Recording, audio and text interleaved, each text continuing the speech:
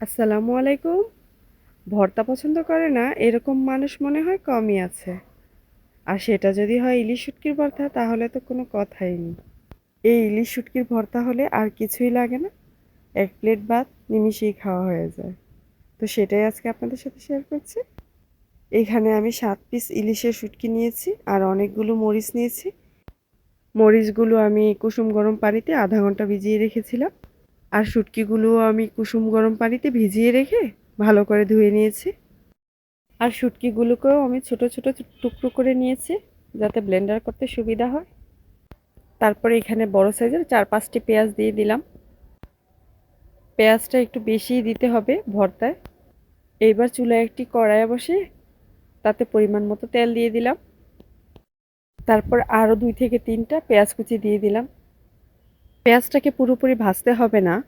তো এখন আমি একটা ছোট সাইজের আলু কুচি করে দিয়ে দিলাম। শুটকির ভর্তায় আলু দিলে ভর্তার টেস্টটা কিন্তু বেড়ে যায়। অনেক রেস্টুরেন্টেই কিন্তু শুটকির ভর্তায় আলু দিয়ে থাকেন। ভর্তার টেস্টটাও কিন্তু বেড়ে যায়।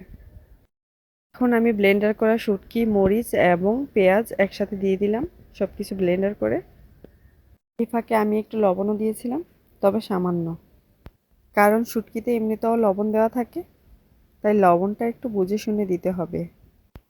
তারপর হাফ চা চামচ থেকে কম সামান্য একটু হলুদের গুঁড়ো দিয়ে দিয়েছি। এটা অপশনাল, না দিলেও চলবে।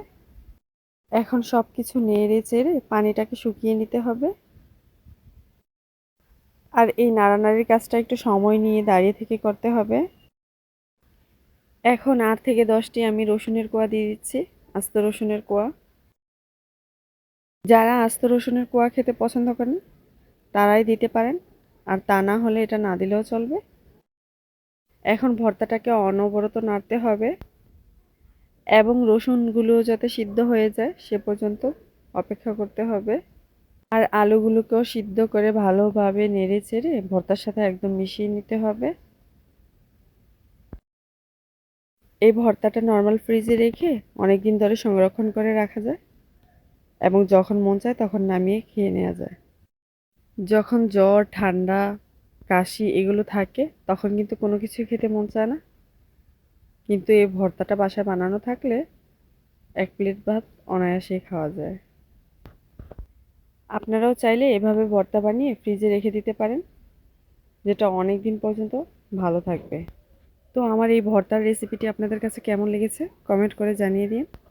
আর ভালো লেগে থাকলে লাইক, কমেন্ট এবং শেয়ার করে দিন। তো আজকে এই পর্যন্তই। দেখা হবে পরবর্তী কোনো রেসিপিতে। সে পর্যন্ত ভালো থাকবেন। আসসালামু আলাইকুম।